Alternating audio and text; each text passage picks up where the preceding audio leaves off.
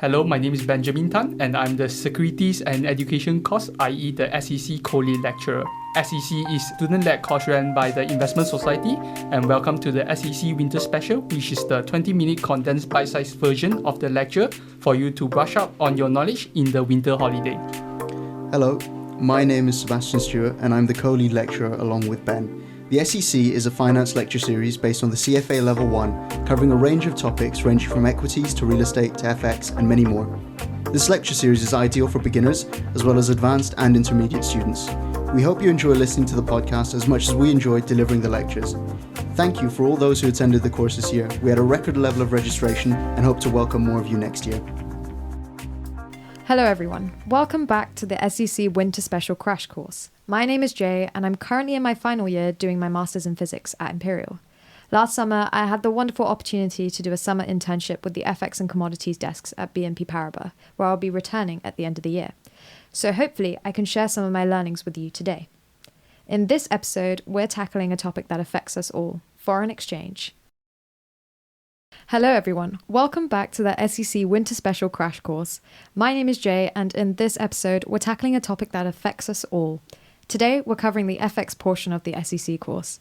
I'd like you to think of this episode as your 101 beginner's guide to understanding FX, perfect for those who are just dipping their toes into the world of finance or just looking for a quick refresher before the SEC exam. By the end of the session, I aim to give you a solid idea of FX fundamentals and maybe inspire you to explore FX further. To begin, I just want you to imagine this. You've finished uni for the term and now you're heading off for a well-deserved holiday in sunny Spain. You've been looking forward to this trip for months, dreaming of sandy beaches, delicious tapas and soaking up the sun. You arrive at your hotel, unpack your bags and head straight to the beach, but disaster strikes. You realise you've forgotten to pack sunscreen. Your skin is already starting to feel the heat of the Spanish sun, so you dash to a nearby shop to buy some. You head to the till, ready to pay, but wait. The cashier is staring at you with a puzzled look. You try to hand them your British pounds, but then they shake their head. You suddenly remember Spain uses the euro, not the British pound, a rookie mistake. You need to change your British pounds for euros to buy that much-needed sunscreen. Well, this is exactly what FX is about, also known as foreign exchange, exchanging your currency for a foreign one. So, let's rewind back a bit before you take that flight to Spain and imagine you're at the airport. Every single international airport has a currency kiosk or a bureau de change, where you exchange your currency for another country's currency. As of today, £1 will get you 1.2 euros. Let's say your sunscreen costs 12 euros, a bit more on the expensive side, but let's just go with it. This means that you'll have to exchange £10 at the kiosk and receive 12 euros. In reality, you'll end up paying a bit more than £10 thanks to the kiosk fee. It's like paying for an overpriced bottle of water at the airport because you're desperate. Okay, perfect. So now we have a good idea of what FX means in the most basic case. So now let's scale up to the international trade. Picture this. Apple, the tech giant, needs to pay its suppliers in India for manufacturing iPhones. The factory workers in Chennai can't exactly use US dollars at their local markets, so Apple has to exchange dollars for Indian rupees. Here's where it gets a little tricky. Exchange rates fluctuate. A favorable rate means Apple saves millions, but an unfavorable one? Ouch. It's a shareholder nightmare for Tim Cook. For instance, let's say Apple needs to pay its supplier in India 8 billion Indian rupees. And let's say today is a favorable exchange rate, where $1 is equivalent to 80 rupees. Apple would only need to convert 100 million to cover the cost. $100 million, that is. However, if in a week's time, the exchange rate shifts unfavorably, where $1 is now equivalent to only 70 rupees, Apple would need $140 million to pay the same 8 billion rupee bill. That's a whole $40 million difference caused purely by exchange rate fluctuations. For a company like Apple, these differences can add up to millions or even billions, depending on the scale of transactions.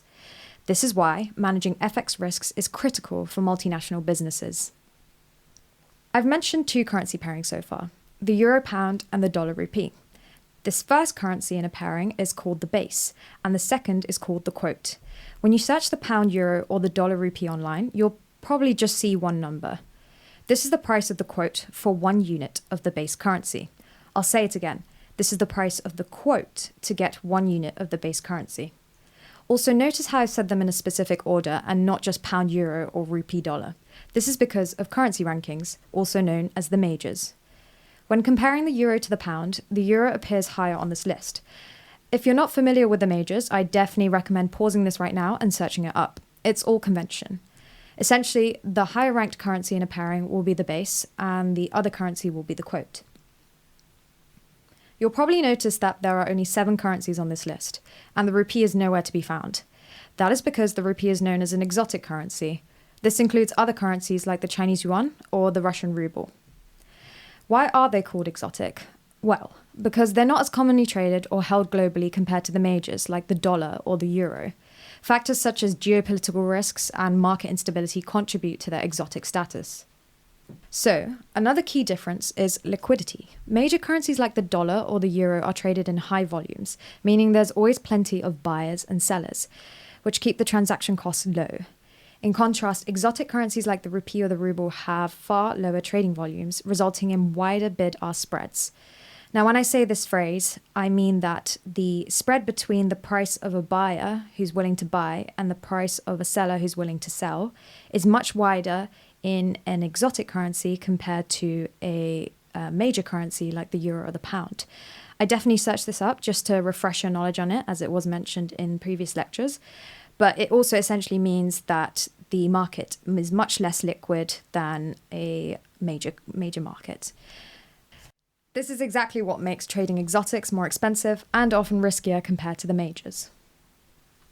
So far, we've discussed what currency pairings are and how they're traded in the most basic case versus on an international scale. But where exactly are they traded? Currencies are traded on foreign exchange markets, a place where buyers and sellers meet to buy and sell goods. There are 2 main types of FX markets, the first being the spot market. This is the exact same market as the one you use for your Spanish holiday to exchange pounds into euros at the kiosk. The transaction was executed immediately or on the spot. The second type is the forward market, which is similar to the spot market, but instead of the transaction being executed immediately, the transaction is executed at a contractually agreed date between the buyer and the seller, and this date will be some point in the future. Take the Apple example again. Remember how I mentioned that if the dollar-rupee exchange rate shifts unfavorably, then Apple will have to pay an extra $40 million? Well, it would be great for Apple if they could lock in today's dollar-rupee rate of 80 for a week's time, and not pay the $14 extra million if the rupee rate goes to 70. However, if the rate goes to 90 in a week's time, well, now we could have spent a lot less than the initial $100 million. As any other market transaction goes, forward contracts have its ups and downs. But think of it more as like an insurance against uncertainty in currency values. The forward market gives you the peace of mind to know exactly what rate you'll get months down the road, while the spot market is all about today's rate, no matter what happens next. Alright, now that we've got a solid grip on how FX markets operate, let's dive into something that really shapes the world of currency exchange, the exchange rate systems. This is where things get exciting because it's what actually determines how currencies get their value. There are 3 main types to consider: floating, fixed, and managed. Firstly, we have the floating exchange rate system. In this system, supply and demand dictate the currency's value. Think of it like a game of tug-of-war. On one side you have demand, and the other you have supply. The rope is more or less representing the currency's value. So more demand for a currency pushes its value up, while more supply pushes its value down. This all happens with no government interference. In a real-life scenario, if there's high demand for euros compared to pounds, the euro-pound rate rises. But what happens if the euro becomes too expensive? Fewer people will buy it and demand will drop, causing the price to stabilize again. That's the beauty of a free market equilibrium. It is self-regulating. However, the catch is that floating rate systems are unpredictable. Businesses making cross-border deals have to worry about fluctuating rates during the life of a contract. As of 2022, 66 of the 191 countries in the International Monetary Fund, also known as the IMF, had de facto floating exchange rates, including the US. So, for example, a US company importing Canadian lumber might see costs spike if the dollar weakens against the Canadian dollar, or CAD. The unpredictability increases the risks and costs of international business. Next up, we have a fixed exchange rate system. Here, a country pegs its currency to another, like the US dollar or a commodity like gold. For instance, under the historical gold standard, currencies were tied to a specific weight of gold. If you lived in America from 1870 to 1914 and you walked into the US Federal Reserve with $10, you could exchange it for about 15 grams of gold. In England, on the other hand, the same 15 grams of gold could be exchanged for £2.06, which implied a pound-dollar exchange rate of 4.87 at the time. The benefits? Predictability. Fixed exchange rates eliminate the uncertainty of currency fluctuations, making it easier to plan international trade and investments. But fixed systems aren't as common today because they're restrictive. Countries need massive reserves to maintain their pegs, and one economic shock can throw the whole system out of balance. If there's a mismatch between supply and demand for a currency, like what happened with the Thai baht in the late 1990s, central banks would have to step in and try to stabilize it. In Thailand's case, their central bank started using its reserves of foreign currency to buy baht and keep its value steady. But here's the problem. They were burning through those reserves fast. Eventually, they ran out of the resources to defend the fixed exchange rate. With no other options, they had to let the baht float freely. And that's when things really fell apart. By the end of 1997, the baht had lost nearly half its value relative to the dollar, which triggered a full-blown financial crisis. If you'd like to dive deeper into this topic, I definitely recommend you check out the 1997 Asian financial crisis online. It's fascinating and an important case study. Finally, we have a middle ground. In a managed exchange rate system, currencies are generally left to market forces, but governments occasionally step in. This usually means keeping the exchange rate within a desired range of rates. A great example of this in action is the Swiss National Bank. In 2011, the Swiss franc became so strong that it was causing serious problems for Switzerland's economy. A strong franc made Swiss exports like watches and chocolates more expensive for the foreign buyers, which hurt Swiss businesses.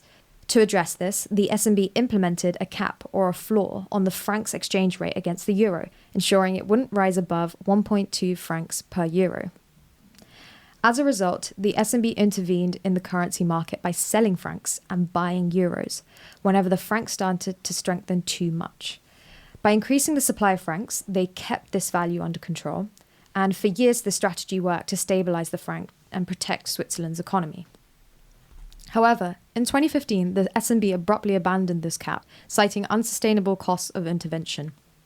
The franc surged almost instantly, causing chaos in global markets. This event highlights both the power and the limits of managed float systems. Central banks can influence exchange rates, but only to a certain extent before the costs outweigh the benefits. For each of these systems, there are corresponding supply and demand curves that can be found in the SEC notes or online. You can use the knowledge you've learned today from this episode to test yourself on how to graphically represent each scenario. Let's summarize the three key systems.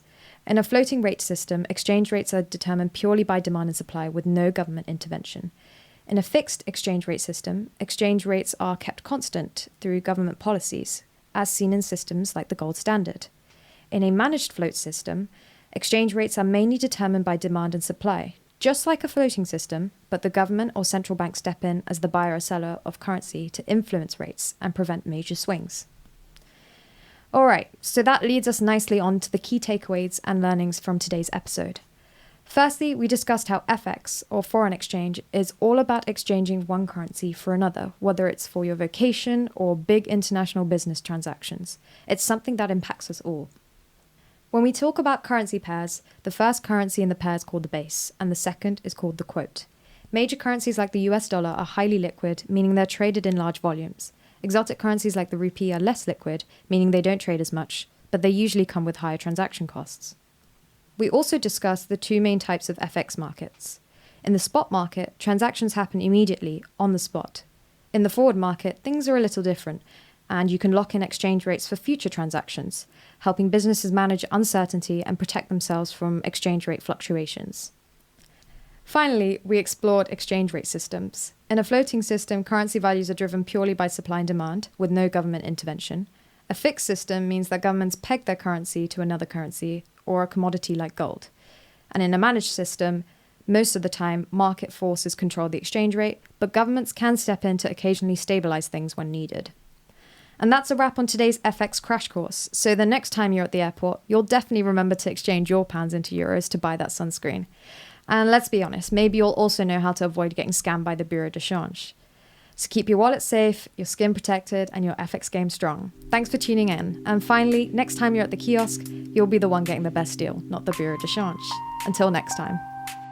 Credit to our producers, Aaliyah Friedman, Louis Kim. Head of Marketing, Samhat Raman. Juniors, Ken Zhang, Angie Zhao.